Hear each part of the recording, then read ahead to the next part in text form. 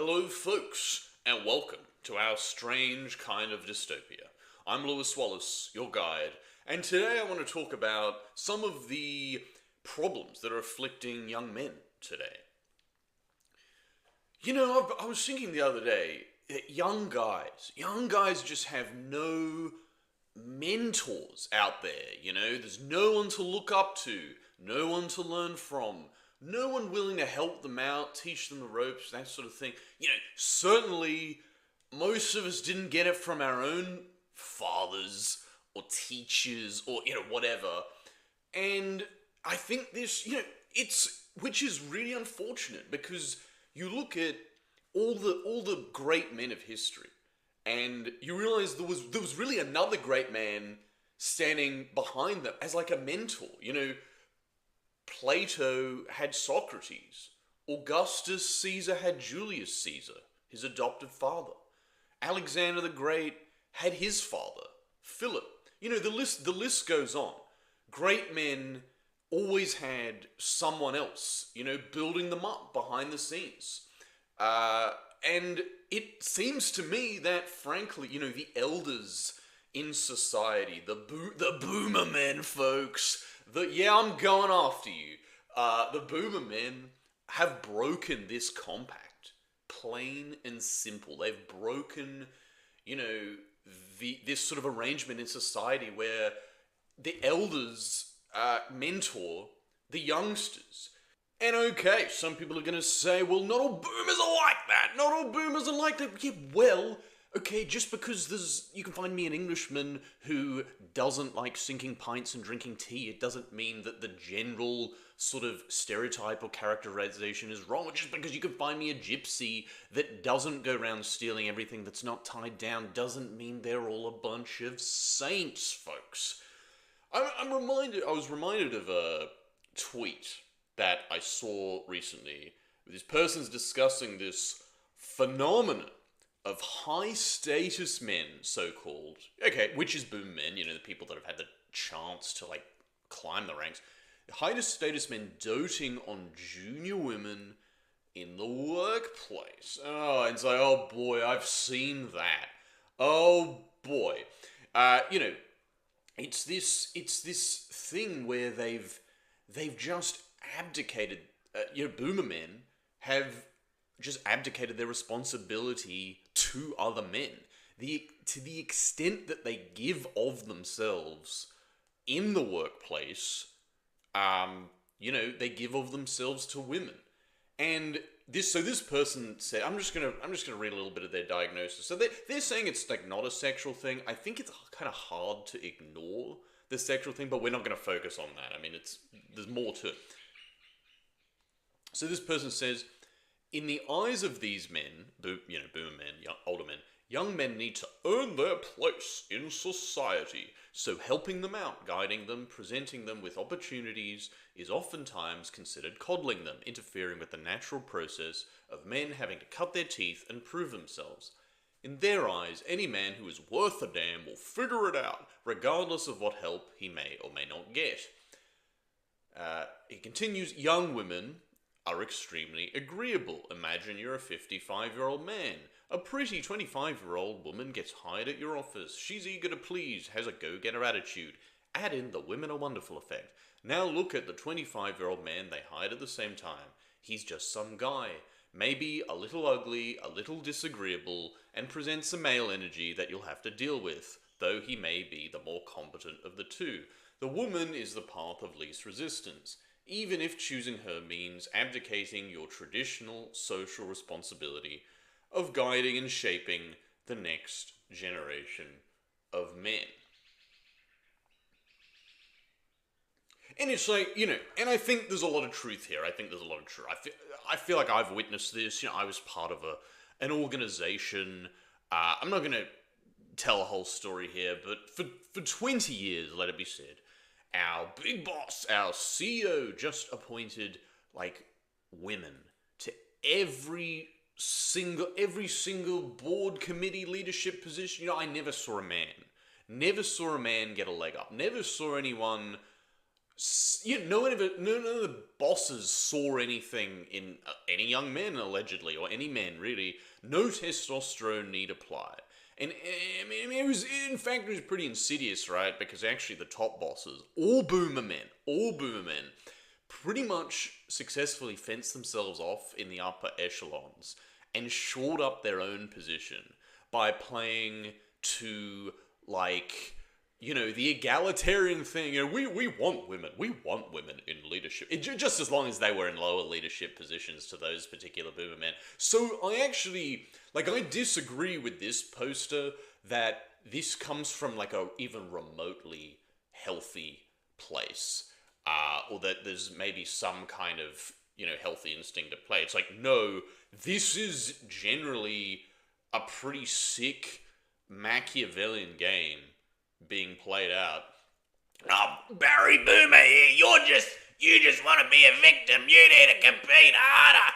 Look, well, that's the funny thing, isn't it? That's the funny you talk about competition, but what I would say is where once there was cooperation among men, you assume that there should be aggressive competition. And these boomers are the ones, arguably, who invited all the competition in. So really, I want to diagnose this kind of boomer knee-jerk response that, like, young men are immediately a threat, and young men should just have to, like, prove themselves, and he should be out on his own. He should be forced to make his way in the world as if he's an atom. That kind of mentality for men. Meanwhile, for women, it's like, they're just wonderful little agents. They're just beautiful beings and angelic, or whatever. I want to say that this idea, this notion that they see other men, young men with more testosterone as competitors is proof that these boomer men, again, for the most part, are weak men, right? Like, I don't understand, because every time I've worked with just men on a project or in a workplace setting, actually, that was great. Being part of a Manabund sort of thing. It's like being part of a wolf pack or a Manabund. You're kind of free just to be men. You don't have to worry about offending people. And I sort of, and then again, I sort of really wonder about the sort of people that, again, knee-jerk reaction. It's just, we don't want more men competing with us. We just want, like, women so we can control them better or something. I mean, because it's, frankly, you shouldn't see it as automatic competition. I see, they, frankly, they should see young men, as, like, their surrogate sons. They should want to help them out. Instead, they want surrogate daughters. And you do have to wonder, like, it's got to be sexual. It's got to be partly sexual. But in any case, they've upset the balance, because women should be teaching women and men teaching men. But instead, they want to turf us out. Really, this is happening kind of everywhere, and I think you see it everywhere. The classic example of the kind of boomer psychopathy at play here is in Australia's. Look at Australia's Prime Minister, right? Anthony Albanese. And I don't even want to make fun of this guy. Look, he didn't come from anywhere special. He was raised in a single mother household. I'm not dissing him, but he wasn't politically well connected or anything. He's not particularly intelligent from where I'm standing. I mean, I think he has an economics degree or something. He's not particularly good looking. He's got really no aura, as the kids say.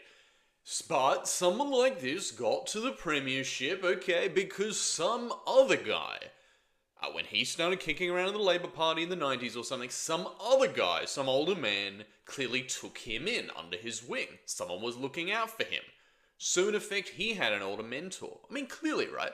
But has he mentored anyone? No! Of course not, because He's one of these sicko. I mean, these people are fucking gross, frankly. He was a beneficiary of someone else's experience and help and knowledge, and he never passed on the favor. I mean, he's thrown in his lot with this so-called egalitarian mob, right? He's for more women in his cabinet. Throw the men under the bus. You know, I can't think of a single young man he's given a shot to. So he's helped create a situation where, funny thing is, someone who looks like someone who's like him, has no chance of ever getting to the premiership again. This is the thing. He should really see himself in the young men coming through, but he doesn't, right? He sees them as a threat. Just like all these other boomers. Someone like his son. He has a 30-year-old son. Has no chance. Young men have no chance. This guy was a young man once, but now, because of the world that he's helped create, young men like him, young Irish Catholic kids, will have no future in it. I'll put it like this. They got to climb the ladder, but they pulled it up for everyone else, and now every young man after them has not a tenth of the opportunities they had, frankly. And I've seen this. And I feel like at the risk of attracting Barry Boomer's ire, and he was going to call me a victim, at the risk of attracting that ire, I feel like I've been on the wrong end of this. This has been the story of my life, frankly. You know, I did very well in school. Not tooting my own horn, but I got the best in my class. I even topped one subject for the whole state. But no one threw any scholarship money at me. And I'm not the only one, right? And in the university system, in the organizations, few boomer men who were well placed to help me, to impart some knowledge in me, ever really thought of giving me a hand. You know, of passing their skills and experience onto the next generation through me. I can only think of one person who was actually a really good guy. But for most of them, the attitude was, well, you're on your own, buddy, good luck. But then, it's funny. I knew this guy from the pub, right? Always a good way to start a story. He was an Aboriginal. And I guess he was studying law or something. And he wasn't all that intelligent. But he managed to find like an old boomer magistrate to take him on. To mentor him. To take him on as a case. I never had that. No one ever mentored me like that. This is all an insidious form of discrimination. I'm not saying you sue for discrimination. It might not be outright legal discrimination. That's not really our way anyway. Like, it is possible for young guys to start joining executive ranks. You'll find young guys doing it. But the problem is that we're now forced to compete over a smaller and smaller chunk of the pie. Because of this inroad of competitors that the boomers invited to compete with us. And now we have none of the invaluable, intangible benefits we may have had from having older mentors, older guys. No one is giving us a leg up. And all the help in this world has been given over to poor, precious women, these poor cases. And they're usually white women too. You need friends in this world. You need relationships in this world. And we don't really have any. We don't really have the chance to make any. It would have been nice if boomer men had been bigger men and seen something in us, seen something of themselves in us. But no, these people got all the opportunities they could ever ask for, and they denied it to everyone after them. The boomers declared young men their competition once they got old enough, and then took on the minorities as mentees because they could better control them anyway. These are just sick. The people that are culpable here are just sick individuals. Barry Boomer, you just want a fucking pity party, mate. And look, Barry Boomer, the thing is, we don't. We want a fair go. I don't have a victim mentality. I don't think most young men have a victim mentality. But you're not a victim or whatever for saying that you're in a lesser position than your fathers, than your male ancestors, I guess. Again, without the intangible benefit of having someone, an older male kinsman, an older fatherly kind of figure, an elder looking out for you, looking out for your interests, looking to pass on their knowledge and friendship, you lose a lot. You lose a lot in life, frankly. So I say this. Maybe we shouldn't be trying to compete in some of these systems. I'll tell you a bit of my story. I quit instead of trying to rise in the ranks in one of these organizations. Look, I saw all kinds of women being taken on. Incompetent and dysfunctional women were breezing past me while I was trying to demonstrate a record of competence and diligence. I wasn't trying to play political games like some of these people. So I looked at it one day and I said, I'm not going to go round and round in circles with these people. I'm not valued here. It's not a fair fight. It's not a fair go. And us men, all we want to do actually is we just want to have a clear playing pitch so that we can demonstrate what we can do, what we're made of. We just want to carve out our little place in this world and defend it, And all they ever did was fucking hold me back, frankly.